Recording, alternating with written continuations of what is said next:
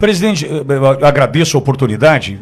Tratar com si, né? E se fosse, é difícil, mas eu queria ouvi-lo, presidente.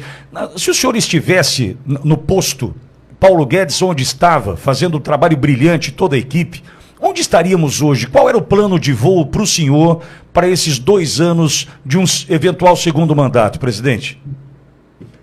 Apesar dos problemas que o mundo teve com a pandemia, com a guerra lá fora, tivemos um extra no Brasil. A crise hídrica de 21. Mas isso foi praticamente para todo mundo, então vamos voltar à realidade. Nós terminamos 22, o Brasil com 54 bilhões em caixa.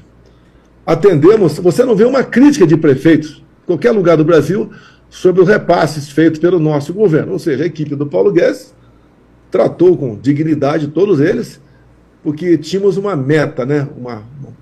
O Paulo Guedes sacou lá uma frase, né? Menos Brasília, mais Brasil. Ou seja, sem falarmos que éramos municipalistas, começamos atendendo pela base, os prefeitos. Você não viu nos meus 4 anos marcha para prefeito em Brasília? Tivemos no atual governo. E os caras vêm para cá para quê? A marcha para prefeito? Atrai de recursos. Vem com o pires na mão, implorando recursos que já são deles, que são represados pelo governo porque ele gasta demais e tem que cortar aqui, lá, acolá, acaba cortando ou retardando certos repasses.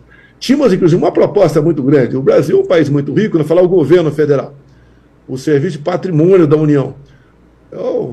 É trilionário o patrimônio da União. Então tínhamos uma proposta, estava lá no forno, para nós começarmos a desfazer de muita coisa e dividir essa receita com estados, municípios e a própria União. Quando se fala União, como nós tínhamos teto de gastos, ia bater a nossa dívida interna. Então era um governo que, na parte econômica, é o ministério mais importante. E o Paulo Guedes tinha com ele o planejamento e também indústria e comércio. E ele coordenava e comandava muito bem essa área. Eu acho que hoje o Pintório estaria voando. Esses problemas que estamos enfrentando, não teríamos enfrentado, porque a gente vinha tomando as medidas para corrigir os excessos. Quando você fala em gasto, por exemplo, o governo está gastando mais do que arrecada, você não vê nada pela frente, você não vê uma obra, você não vê nada. É gasto mesmo, é desperdício, a despesa é com roubo de estatais.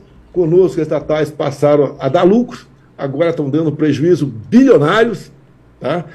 E alguém tem que socorrer. Quem vai ter que socorrer? É o Tesouro. Então, essas questões você não via acontecer e não veria estar acontecendo agora, até pela forma como o Paulo Guedes conduzia. E eu sofri também com isso, porque tinha ministro que queria gastar. E quando a gente conversava com o Paulo Guedes, geralmente a minha conversa era sozinho, né? Eu levava os anseios, os problemas, e falava no final: a adesão é tua.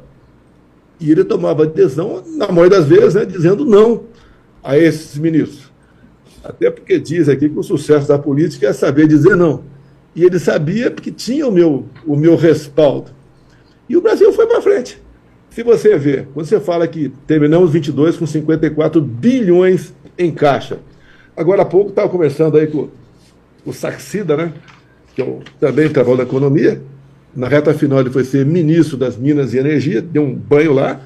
E algumas coisas eu conversei com ele aqui. Nós reduzimos de forma permanente muitos impostos. Como, por exemplo, diminuímos em 1/3 o IPI de 4 mil produtos. Aí está incluída geladeira, fogão, bicicleta, um montão de itens. Também botamos, além de zerar os impostos federais dos combustíveis, botamos um teto no imposto estadual dos combustíveis.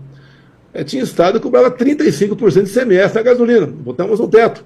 Com o parlamento ao nosso lado. Não foi nada foi na canetada. Passamos para 17%. A energia também, botamos um teto no ICMS da energia. O pessoal vê certos estados, como por exemplo aí o Pará, que produz energia em abundância elétrica e é uma das mais caras do Brasil. Botamos um teto lá, 17%. A questão dos telefones também. Botamos um teto, ICMS, 17%. Aí você pode falar depois do DPVAT, que nós zeramos, além de outras coisas para facilitar a população brasileira. Quando você vai na carteira nacional de habilitação, nós botamos passando de 5 para 10 anos. Não tem cabimento, você tira uma carteira com 20 anos de idade, depois de 5, 50 tem que renovar.